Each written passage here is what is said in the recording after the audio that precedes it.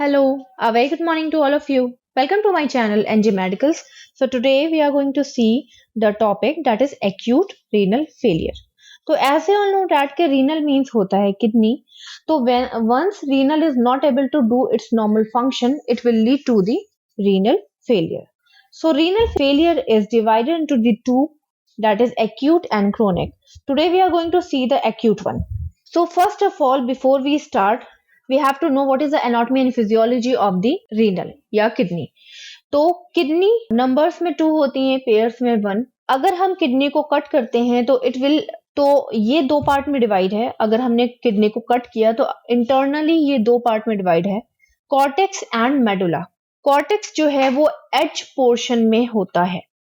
तो as you can see कि ये जितना भी मैं आपको दिखा रही हूँ येलो पोर्शन से, this portion is cortex, this is cortex, okay. And ये जितना भी मिडिल पोर्शन आपको दिख रहा है, दिस इज मेडुला. तो cortex is having this type of structures known as nephrons. तो कॉर्टेक्स के पास बहुत सारे नेफ्रॉन्स होते हैं. तो आप ये समझ लीजिए कि पूरे एज पोर्शन में, किडनी के पूरे एज पोर्शन में नेफ्रॉन्स सिचुएटेड होते हैं. अभी नेफ्रॉन्स क्या है? नेफ्रॉन्स का मेन फंक्शन होता है कि वो यूरिन को फॉर्म करने में हेल्प करते हैं, ब्लड को फिल्टर करके यूरिन बनाने में हेल्प करते हैं. तो जितना भी वेस्ट मटेरियल होता है हमारे ब्लड के अंदर, वो यूरिन के फॉर्म में बन करके यहाँ से एक्सक्रीट आउट हो जाता है. तो कॉर्टेक्स के पास आप कह सकते हो कि functional unit of the kidneys होते हैं, दैट इज नेफ्रॉन्स. नेफ्रॉन्स का कुछ पोर्शन जो है वो मेडुला के अंदर भी जाता है. तो अगर मैंने किडनी का एक छोटा सा पोर्शन लिया है, वहां पे आप देख सकते हो कि इसको यहाँ पे डिवाइड कर दूंगी, ये इतना पोर्शन नेफ्रॉन का है और बाकी पोर्शन कॉर्टेक्स का है. तो कॉर्टेक्स में नेफ्रॉन जो है वो ज्यादा से ज्यादा सिचुएटेड होते हैं और कुछ पोर्शन नेफ्रॉन का मेडुला के अंदर भी जाता है. Medulla is composed of the many parts, that is pyramid like structures. ये आपको कुछ स्ट्रक्चर्स दिख रहे होंगे, पिरामिड शेप्ड स्ट्रक्चर्स. इनको पिरामिड्स ऑफ द किडनी भी बोलते हैं. इनका कनेक्शन डायरेक्ट एक ब्रॉड पोर्शन से है. ये broad portion, this broad portion is known as pelvis of the kidney. ये वाला जितना भी ब्रॉड पोर्शन आपको दिख रहा है, this is known as pelvis of the kidney. pelvis of the kidney एक तरह का डायरेक्ट कनेक्शन बनाता है between a pipeline structure and the pyramids. तो पिरामिड से जितना भी यूरिन पास होता है वो हमारे pelvis ऑफ द किडनी में जाता है और pelvis of the kidney directly एक ओपनिंग के थ्रू यूरेटर्स के अंदर भेज देते हैं. अगर मैं इसे कंप्लीटली दिखाऊं तो यूरेटर्स आपके यहाँ पे हैं. दोनों यूरेटर्स आप देख सकते हो कि ये आपकी यूरिनरी ब्लैडर से जाकर डायरेक्टली अटैच्ड है. यूरिनरी ब्लैडर में जितना भी यूरिन फिल होता है वो यहाँ यूरेटर्स के थ्रू ही आता है. तो पेल्विस ने क्या किया कि यूरेटर्स को वो सारा यूरिन दिया और इन पाइपलाइन स्ट्रक्चर ने क्या किया कि वो सारा यूरिन आपके यूरिनरी ब्लैडर में जाकर के फिल करवा दिया. जब आपका यूरिनरी ब्लैडर कंप्लीटली फिल हो जाता है तो वो एक कॉमन स्मॉल पाइपलाइन स्ट्रक्चर, जिसको हमने यूरेथ्रा बोल दिया है, ये नंबर्स में केवल एक होता है, उस यूरेथ्रा से डायरेक्टली पास आउट हो जाता है फ्रॉम योर बॉडी. नेक्स्ट देख लेते हैं इंट्रोडक्शन पार्ट. सो एक्यूट क्यों बोला गया है? क्योंकि ये एक स्टार्टिंग फेज है किडनी फेलियर का. हम कह सकते हैं कि ये अभी इतना सीवियर कंडीशन नहीं है कि आपकी किडनी ठीक नहीं हो सकती. सो ये एक एक्यूट, या आप इसे माइल्ड भी बोल सकते हो कि माइल्ड कंडीशन है किडनी फेल होने की. रीनल मीन्स होता है किडनी, फेलियर मीन्स होता है कि वो फिल्टर नहीं कर पा रही हैं. अगर किडनीज आपकी ब्लड को फिल्टर नहीं करेंगी तो प्रॉब्लम कहाँ आएगी? प्रॉब्लम ये आएगी कि जितना भी वेस्ट मटेरियल होगा, जितने भी टॉक्सिक सब्सटेंस होंगे, जितना भी अननेसेसरी कह सकते हैं कि चीजें होंगी, मॉलिक्यूल्स होंगे, वो सारी आपके ब्लड के अंदर ही रह जाएंगी और एक टाइम ऐसा आएगा कि आपका पूरा ब्लड इन्फेक्टेड हो जाएगा. इस चीज से बचने के लिए आपकी दोनों किडनियां सफिशिएंट फिल्ट्रेशन करती हैं, जिसकी वजह से आपका जो ब्लड है वो काफी हद तक प्योर रहे. अब अगर किडनी फेल हो गई है तो इसका रिजल्ट भी क्या निकलेगा? मेटाबॉलिक डिसफंक्शन, जिसकी वजह से क्या होगा? एसिड बेस इनबैलेंस हो जाएगा. एसिड बेस इनबैलेंस क्या होता है? एसिड मींस एसिडिटी, यानी कि एसिड जो फॉर्म है वो बढ़ जाएगा आपके अंदर. और जब आपके अंदर एसिड बढ़ जाएगा तो आपके टिश्यूज को, आपकी किडनी को वो हार्म करने लगेगा और आपकी किडनी को इतना हार्म करेगा कि उसके अंदर के सेल्स डैमेज होने लगेंगे। जब आपके अंदर के सेल्स डैमेज होने लगेंगे तो आपकी किडनी फेल हो जाएंगी, जिसकी वजह से मोस्ट कॉमन कॉम्प्लिकेशंस देखने को मिल सकते हैं, that is and stage renal disease. And stage renal disease का मतलब होता है कि रीनल अब अपने लास्ट स्टेज पे हैं और ये अब फेल होने वाली हैं। या तो दूसरा कॉम्प्लिकेशन क्या है, क्रोनिक रीनल फेलियर, यानी कि सीवियर रीनल फेलियर हो जाएगा और किडनी आपकी कंप्लीटली डेड हो जाएगी। तो इस टाइप के कॉम्प्लिकेशंस आ सकते हैं। सो आपके बॉडी का या आपके ब्लड का नॉर्मल पीएच लेवल कितना होता है? नॉर्मल पीएच लेवल होता है 7.35 से 7.45। न्यूट्रल कितना होता है? 7। यानी अगर 7 से कम होगा आपका पीएच लेवल तो उसे हम एसिडिक मानेंगे, और अगर 7 से ज्यादा होगा तो उसे हम थोड़ा सा एल्कलाइन या बेसिक मानेंगे।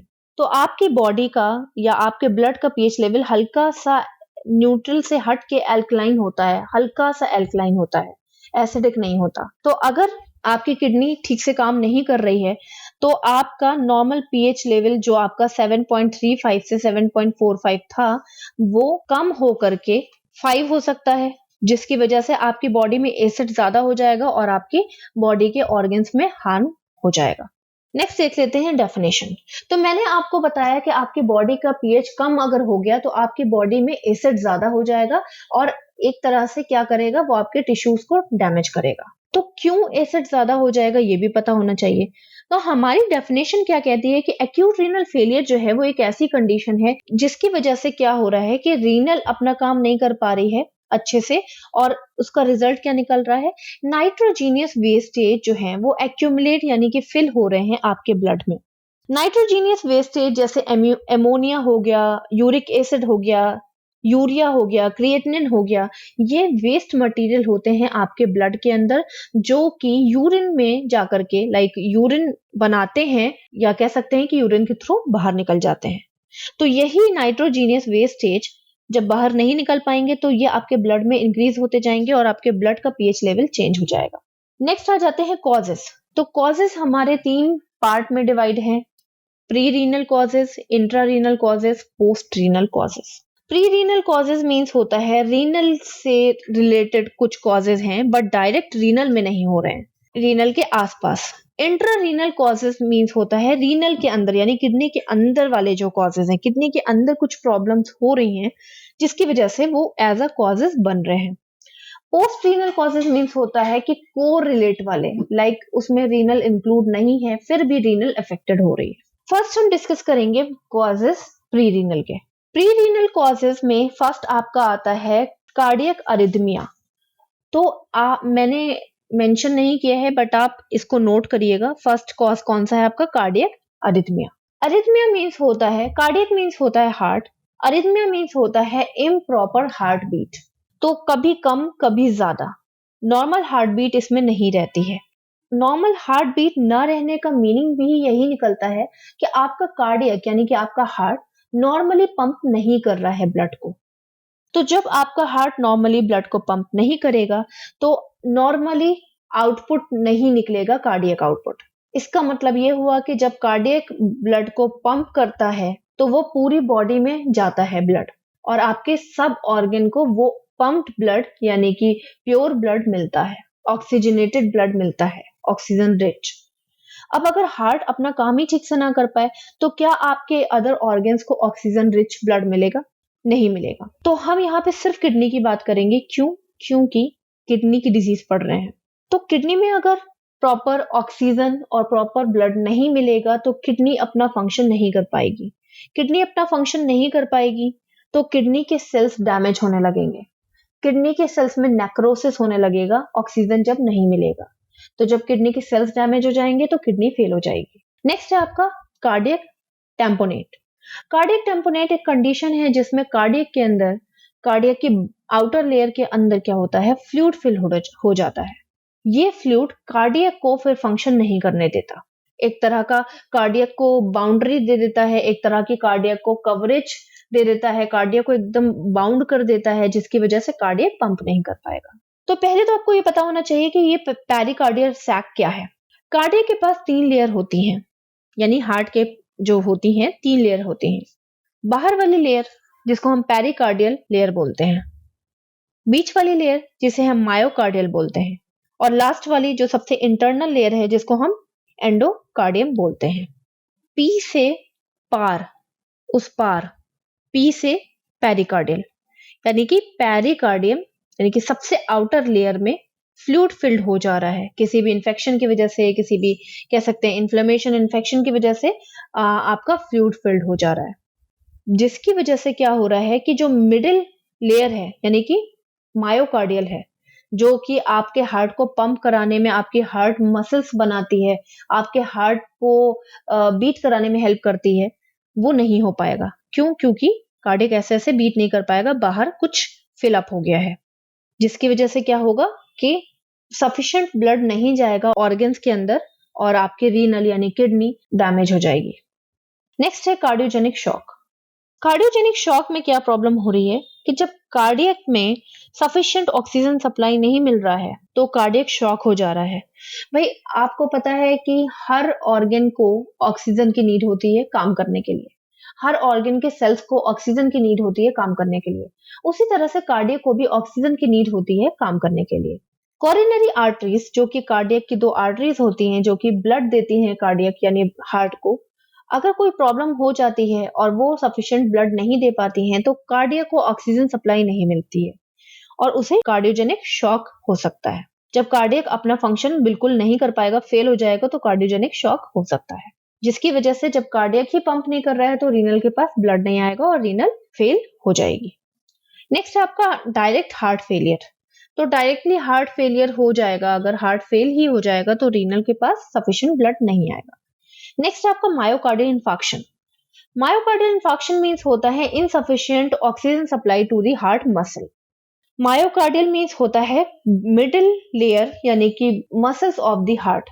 कोरोनरी आर्टरीज के बारे में मैंने आपको बताया था जो कि मायोकार्डियल में जाकर के ब्लड को देती है। उन कोरोनरी आर्टरीज में हो सकता है ऑब्स्ट्रक्शन हो जाए या वो कोरोनरी आर्टरीज थिन हो जाए, उनका वॉल्यूम अंदर का कम हो जाए, जिसकी वजह से क्या होगा, सफिशिएंट ब्लड नहीं जाएगा मायोकार्डियम में यानी कि मिडिल लेयर में, और क्या होगा, हार्ट फेल हो जाएगा, बीट नहीं कर पाएगा या हार्ट स्लो बीट करेगा, स्लो पंप करेगा, क्योंकि मायोकार्डियल आपकी क्या करती है, हार्ट को बीट कराने में हेल्प करती है। नेक्स्ट है आपका थ्रोम्बोसिस। थ्रोम्बोसिस मींस होता है कोई क्लॉट, कोई थ्रोम्बस बन गया इस तरह से जिसने ऑब्स्ट्रक्शन का काम कर दिया। यहाँ पे हो सकता है कि कुछ फैट सेल्स एक्स्ट्रा ऑक्यूपाइड हो गए, यहाँ पे जम गए, फैट सेल्स ज्यादा हो गए और उसने क्या किया, एक तरह से रुकावट का काम कर दिया, जिसकी वजह से ब्लड सप्लाई स्लो हो गई। तो जब ब्लड सप्लाई स्लो हो गई तो अगर रीनल की बात करें तो रीनल में भी ब्लड सप्लाई स्लो हो जाएगी, और जब ब्लड सप्लाई स्लो हो जाएगी तो आपके रीनल डैमेज होने के चांसेस बढ़ जाएंगे। नेक्स्ट है आपका बर्न।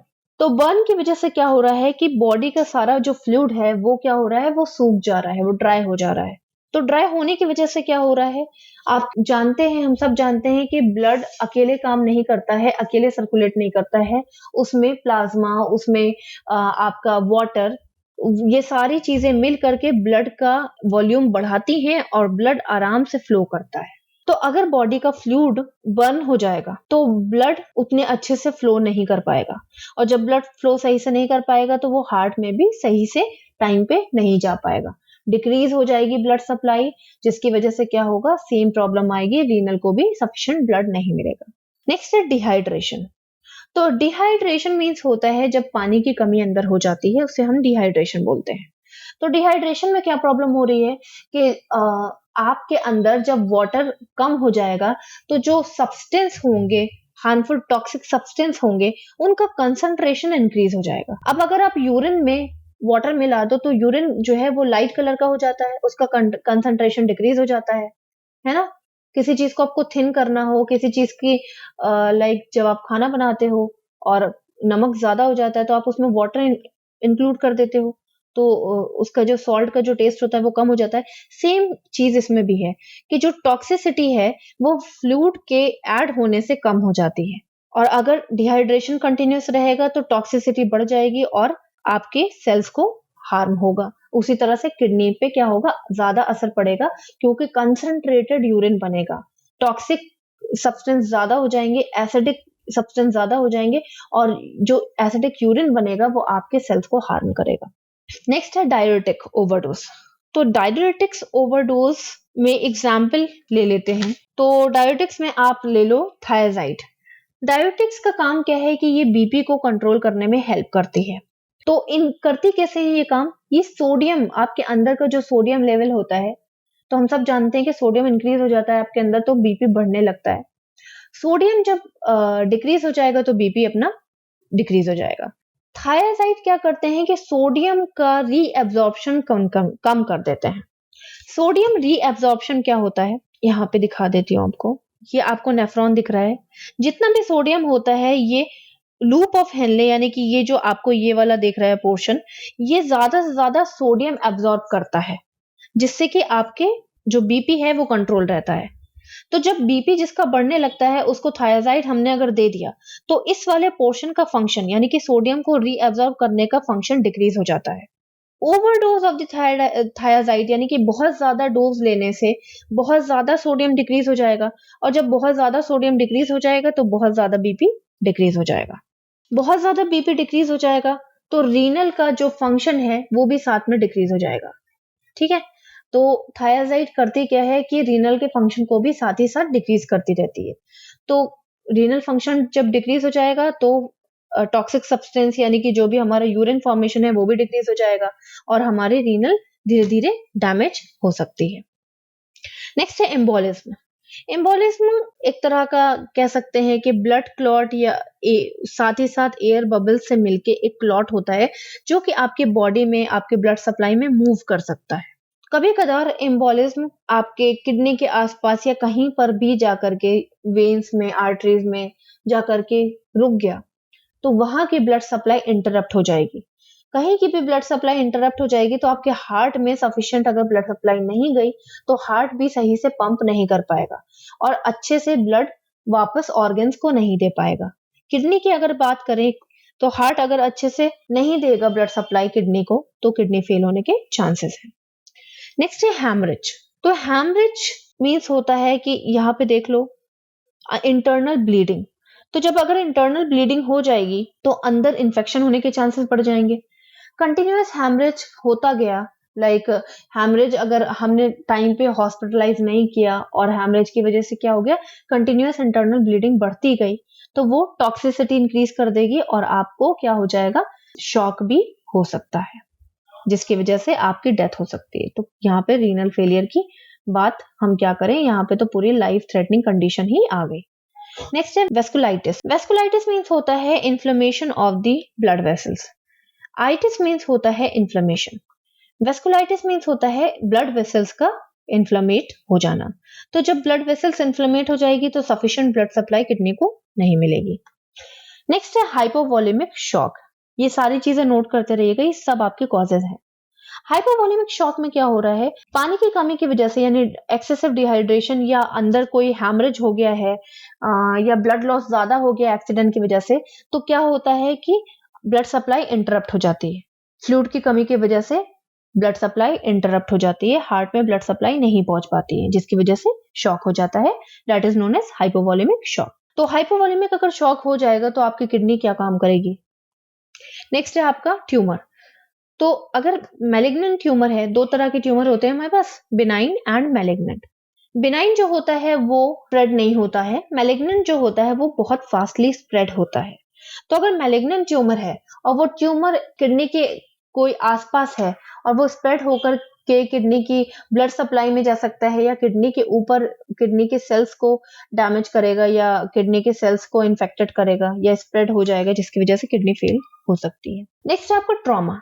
कोई भी एक्सीडेंट की वजह से, जैसा कि मैंने आपको बताया कि इंटरनल ब्लीडिंग होती गई और आजकल तो जैसे आपको पता है कि लोग सिर्फ वीडियो बनाते हैं, हॉस्पिटलाइज नहीं करते हैं, तो इस वाले कंडीशन में क्या होगा कि आपके अंदर इन्फेक्शन सेप्सिस हो जाएगा जिसकी वजह से क्या होगा, किडनी फेल हो जाएगी। नेक्स्ट है आपका सेप्सिस। सेप्सिस मीन्स होता है ब्लड इन्फेक्टेड हो जाना। तो किसी भी रीजन की वजह से, डिजीज कंडीशन की वजह से अंदर सेप्टिसीमिया हो गया पूरा ब्लड इन्फेक्टेड हो गया तो इन्फेक्टेड ब्लड ही आपके किडनी में जाएगा और किडनी को भी इन्फेक्टेड कर देगा, जिसकी वजह से किडनी फेल हो सकती है। नेक्स्ट है आपका एंटी हाइपरटेंसिव ड्रग्स। तो एंटी हाइपरटेंसिव ड्रग्स मीन्स होता है कि वो ड्रग्स जो कि आपके बीपी को कंट्रोल करके रखे। सेम चीज यहाँ पे फॉलो होगी। बहुत ज्यादा एंटी हाइपरटेंसिव ड्रग्स लेने की वजह से क्या होगा कि रीनल का जो फंक्शन होगा वो थोड़ा सा डिक्रीज हो जाएगा, और रीनल का फंक्शन अगर ज्यादा से ज्यादा डिक्रीज होने लगा तो रीनल जो है वो अफेक्टेड हो जाएगी और फेल हो सकती है। नेक्स्ट आ जाते हैं UTI, that is urinary track infection. इससे जस्ट पहले मैंने यूटीआई की एक वीडियो बनाई थी, अगर आपको देखना है तो आप देख सकते हो। यूटीआई में क्या प्रॉब्लम क्रिएट हो रही है कि इन्फेक्शन बहुत ज्यादा सीवियर अगर हो जाता है, सीवियर यूटीआई हो जाता है, तो आपका इन्फेक्शन यूरिनरी ट्रैक से, आपके ब्लैडर से आपकी किडनी में जा सकता है। क्यों? क्योंकि हर एक चीज एक दूसरे से कनेक्टेड है।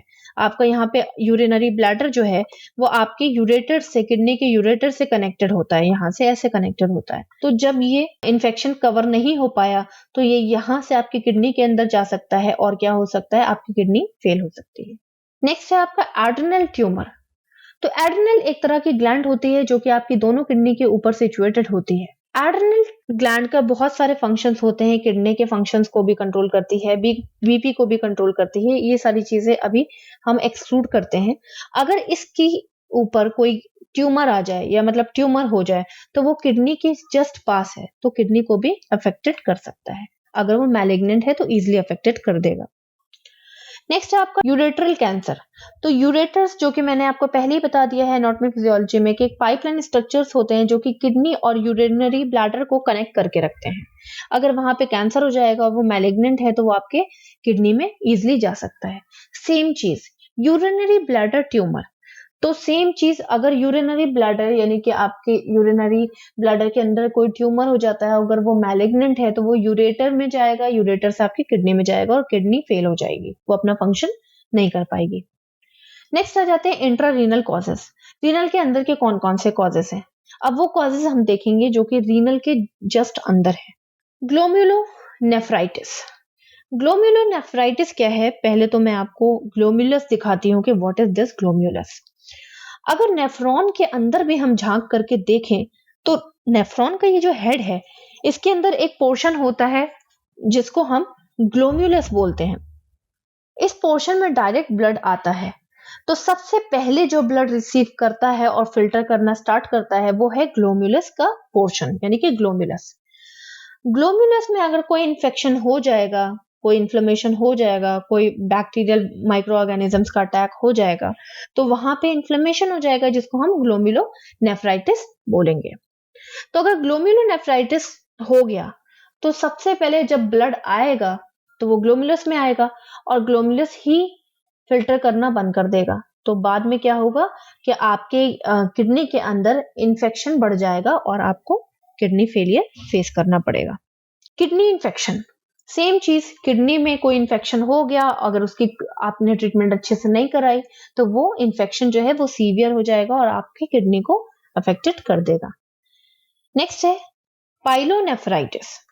पाइलोनेफ्राइटिस मीन्स होता है bacterial infection into the pelvis of the kidney. तो मैंने आपको बताया था कि किडनी के पास एक ब्रॉड पोर्शन होता है जिसे हम पेल्विस ऑफ द किडनी बोलते हैं। ये देखिए, ये जो पोर्शन आपको दिख रहा है, this is known as pelvis of the kidney. ये पूरा पोर्शन जो कि यूरेटर से डायरेक्टली कनेक्टेड है। अगर इसके अंदर कोई इन्फेक्शन आ गया, ग्लोमेरुलोनेफ्राइटिस हो चुका है, तो ग्लोमेरुलस के अंदर इन्फेक्शन तो ऑलरेडी आ ही चुका है, अगर वो आपके पेल्विस में आ गया, इस पोर्शन में आ गया, तो उसको हम पाइलोनेफ्राइटिस बोलते हैं। वैसे मैं आपको बता दूं कि पाइलोनेफ्राइटिस बैक्टीरियल इन्फेक्शन की वजह से होता है और ये बैक्टीरियल इन्फेक्शन यूटीआई की वजह से होता है, that is urinary track infection. तो यूरिनरी ट्रैक इन्फेक्शन, अगर आपको वीडियो देखनी है तो आप मेरी देख सकते हो, प्रीवियसली मैंने अभी यूटीआई पढ़ाया है। नेक्स्ट आ जाते हैं किडनी कैंसर। अब डायरेक्ट जो कैंसर था जो इधर उधर पहले हो रहा था, अब किडनी के अंदर है, तो वो किडनी को डायरेक्टली अफेक्ट कर रहा है और किडनी को फंक्शन करने से रोक रहा है, जिसकी वजह से किडनी फेल हो रही है। इसके अलावा किडनी स्टोन, अगर स्टोन बड़ा है तो वो किडनी के अंदर यूरिन को फिल कर देगा और बाहर नहीं आने देगा। यहाँ पे आप देख सकते हो, अगर यहाँ पे यूरिन पूरा आया तो क्या वो बाहर निकल पाएगा? नहीं निकल पाएगा, जिसकी वजह से किडनी में इन्फेक्शन बढ़ जाएगा, इन्फ्लेमेशन हो जाएगा और किडनी फेल हो जाएगी। नेक्स्ट है आपका क्लॉट इन दी रीनल वेन। अगर डायरेक्टली रीनल के अंदर यानी किडनी के किसी वेन में क्लॉट हो जाएगा तो किडनी को ब्लड सप्लाई कैसे मिलेगी? और अगर किडनी को ब्लड सप्लाई नहीं मिलेगी तो किडनी में इन्फ्लेमेशन इन्फेक्शन बढ़ जाएगा क्योंकि किडनी को ऑक्सीजन सप्लाई नहीं मिलेगी। नेक्स्ट है एक्यूट किडनी इंजरी।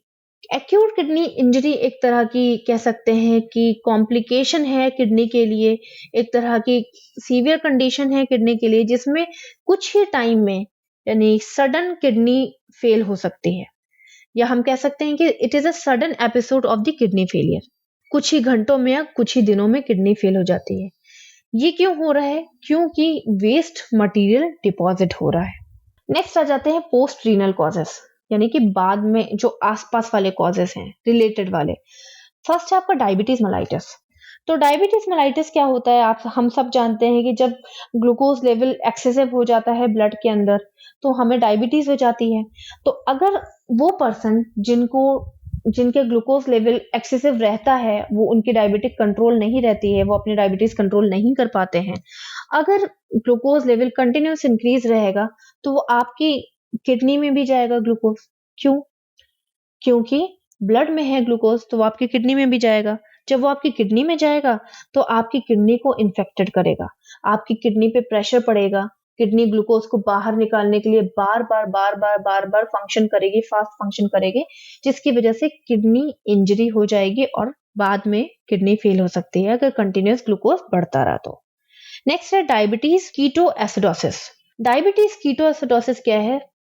डायबिटीज का एक कॉम्प्लिकेशन है कीटोएसिडोसिस।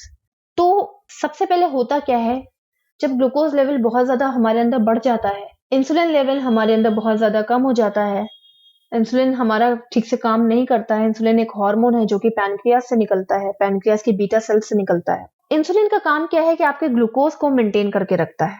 अगर आपका इंसुलिन नहीं काम कर रहा है, कम निकल रहा है या एब्सेंट हो गया इंसुलिन, तो आपको डायबिटीज हो जाती है क्योंकि ग्लूकोज को कंट्रोल करने वाला कोई नहीं रह जाता है। इसके साथ साथ इंसुलिन काम करता कैसे है? इंसुलिन आपके मसल सेल्स को एक्टिवेट करके रखता है कि तुम ग्लूकोज को यूटिलाइज करो। जितना भी ग्लूकोज अंदर बन रहा है, मसल्स को बोलता है कि यूटिलाइज करो इंसुलिन। अब इंसुलिन तो है नहीं हमारे अंदर, सफिशिएंट है नहीं, तो मसल्स को कौन बताएगा कि ग्लूकोज को यूटिलाइज करना है? तो हमारे मसल्स ग्लूकोज यूटिलाइज नहीं कर पाते हैं, जिसकी वजह से ब्लड के अंदर ग्लूकोज लेवल बढ़ जाता है और आपको शुगर हो जाती है। जब मसल्स को वीकनेस फील होती है, क्यों? क्योंकि ग्लूकोज ही हमारा एज एन एनर्जी काम करता है मसल्स के लिए, बॉडी के लिए। तो जब मसल्स को ग्लूकोज की नीड होती है बट उन्हें पता नहीं है कि ब्लड के अंदर का ग्लूकोज यूटिलाइज करना है, तो मसल्स वीक फील करते हैं। तो जब वो वीक फील करते हैं तो हमारे अंदर का जो फैट होता है वो एक बाय प्रोडक्ट यानी कि एक हेल्पर को निकालता है, रिलीज करता है। उस हेल्पर को हम कीटोन बॉडीज बोलते हैं। तो जब एक्स्ट्रा कीटोन बॉडीज यानी कि बहुत ज्यादा कीटोन बॉडीज हमारे अंदर बढ़ जाती हैं तो वो कीटो एसिडोसिस में चेंज हो जाती हैं। वो एसिड का काम करने लगते हैं और हमारे अंदर के सेल्स को डैमेज करने लगती हैं। तो ये सारी चीजें जा तो हमारे किडनी में ही रही है ना निकलने के लिए। तो ये क्या होती है, किडनी में जब कीटोन एसिडोसिस जाता है, कीटो एसिडोसिस, तो हमारी किडनी क्या होती है, डैमेज होने लगती है। नेक्स्ट आ जाते हैं एचआईवी एड्स पे। तो एचआईवी मीन्स होता है human immunodeficiency virus. AIDS means acquired immunodeficiency syndrome. तो जैसा कि हम सब जानते हैं कि ह्यूमन इम्यूनो डिफिशियंसी वायरस ये एक ऐसा वायरस है जो कि ह्यूमन की इम्यून सिस्टम को डेफिसिट कर देता है, डिक्रीज कर देता है एंड बाद में फेल कर देता है। तो हमें पता है कि हमारा इम्यून सिस्टम बाहर की बीमारियों से लड़ने में हमारी हेल्प करता है। तो अगर इम्यून सिस्टम फेल हो जाएगा तो हमें हर तरह की डिजीज हो सकती है। तो इसमें आपको आपकी हर तरह की आपके हर ऑर्गन को अफेक्टेड हो सकता है और आपका हर ऑर्गन फेल हो सकता है। नेक्स्ट है आपका सर्जिकल मैनेजमेंट, प्रीवियस सर्जरी कह सकते हो। तो हो सकता है कि किसी भी सर्जरी जो कि आपके रीनल के आसपास हुई हो, उस सर्जरी में इन्फेक्शन हो गया हो, वो ठीक से अच्छे से ठीक ना हो पाई हो और वो इन्फेक्शन आपके किडनीज में चला गया हो, वो माइक्रो ऑर्गेनिजम्स इंक्रीज हो गए हो और आपकी किडनी में चले गए हो, जिसकी वजह से आपकी किडनी इन्फेक्टेड हो गई है और ट्रीटमेंट ठीक से ना होने की वजह से किडनी फेल हो गई। नेक्स्ट है आपका BPH, that is benign prostate hypertrophy. Hypertrophy means होता है एबनॉर्मल या excessive growth of the cells. तो ये एक तरह का प्रोस्टेट कैंसर होता है। प्रोस्टेट क्या होता है? प्रोस्टेट एक ग्लैंड होती है जो कि मेल्स में पाई जाती है। कहाँ पाई जाती है? यूरिनरी ब्लैडर के जस्ट नीचे पाई जाती है। इसका मेन फंक्शन क्या है? मेन फंक्शन ये है कि जब स्पर्म के निकलने का टाइम होता है, तो हम सब जानते हैं कि स्पर्म और यूरिन दोनों ही एक ही पाथवे से निकल सकते हैं मेल्स के अंदर। तो स्पर्म के निकलने के टाइम पे ये यूरिन का पाथवे क्लोज कर देती है। एग्जाम्पल यहाँ पे दिखा सकती हूँ मैं आपको। ये जब स्पर्म अगर निकल रहा है तो ये वाला पाथवे क्लोज कर देती है, तो यहाँ से यूरिन बाहर नहीं निकल पाता, तो सिंगल स्पर्म ही निकल सकते हैं। ठीक, तो ये एक तरह का हेल्पर होती है। साथ ही साथ स्पर्म को नरिश करने में भी हेल्प करती है। तो इसमें अगर कोई कैंसर हो गया है तो ये एक्सटेंड होके आपकी किडनीज में भी जा सकता है। नेक्स्ट है आपकी पैथोफिजियोलॉजी। तो इतनी सारी एटियोलॉजी की वजह से क्या होगा? सिंपल सी चीज है, डायरेक्टली या कह सकते हो इनडायरेक्टली आपके रीनल यानी आपकी किडनी में कोई ना कोई अफेक्शन हो रहा है, आपकी किडनी अफेक्टेड हो रही है। तो जब किडनी में कोई प्रॉब्लम आएगी तो उसका जो फंक्शन है वो डिले हो जाएगा, डिक्रीज हो जाएगा, जिसकी वजह से ग्लोम्युलर फिल्ट्रेशन रेट भी डिक्रीज हो जाएगा। ग्लोम्युलर फिल्ट्रेशन रेट की हेल्प से क्या होता है कि यूरिन फॉर्मेशन आपका डिक्रीज हो जाएगा, जिसकी वजह से वेस्टेज आपके ब्लड में कलेक्ट होने लगेंगे और आपके ब्लड में एसिड इंक्रीज हो जाएगा, यानी कि आपका पीएच जो है, ब्लड पीएच जो है वो एसिडिक हो जाएगा। तो जब आपका ब्लड पीएच एसिडिक हो जाएगा तो किडनी के सेल्स में जो कि एसिडिक ब्लड किडनी रिसीव कर रही है उसके सेल्स डैमेज होने लगेंगे और आपको साइन एंड सिम्टम्स आने लगेंगे। तो जब आपकी कह सकते हैं कि ट्रीटमेंट अच्छे से नहीं हुई तो वो एक्यूट रीनल फेलियर में कन्वर्ट हो सकता है। So this is all about the acute renal failure till pathophysiology. Next video में हम डिस्कस करेंगे clinical manifestations, diagnostic evaluation, medical management, surgical management, nursing management and prevention complications. Thank you so much. If you are having any doubt, please ask me in a comment box.